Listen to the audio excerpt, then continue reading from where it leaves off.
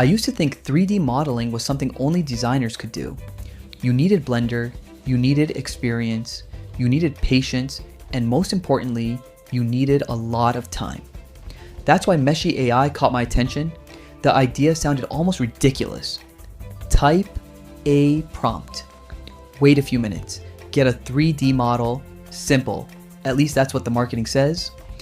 So I decided to test it myself and find out whether Meshy AI is actually useful or just another AI tool making big promises. The first thing I did was create a simple object.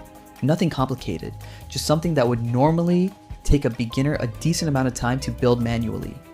I typed the prompt, clicked generate, and waited. A few moments later, I had a usable 3D model. Not perfect, but definitely usable, and honestly, that was my first surprise. Because even if the result wasn't production ready, it got me much closer to the finish line than starting from scratch. Then I started pushing the tool harder. Characters, props, game assets, product concepts, random creative ideas. And this is where Meshy AI became much more interesting. The speed wasn't the most impressive part. The experimentation was. Normally, testing 5 different ideas means hours of work.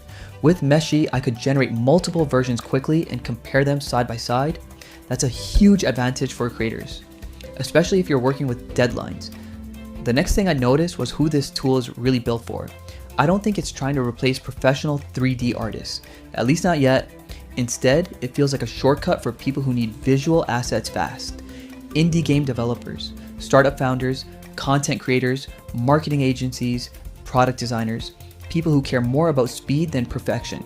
And that's an important distinction, because if you're expecting Hollywood quality models with one click, you're probably going to be disappointed. Some models look amazing, others need editing. Sometimes you'll still need Blender or another 3D tool to clean things up. That's just the reality right now.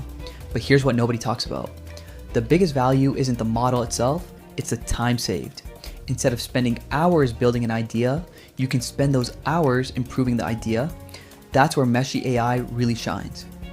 By the end of my testing, I stopped asking whether the models were perfect. I started asking whether the tool was helping me move faster. And the answer was yes. So can Meshy AI really create 3D models in minutes? Absolutely. The bigger question is whether those minutes are valuable to your workflow. For creators, agencies, startups, and anyone working with visual concepts, I think they are. And that's why Meshy AI is getting so much attention right now. Thanks for watching. Catch you in the next one.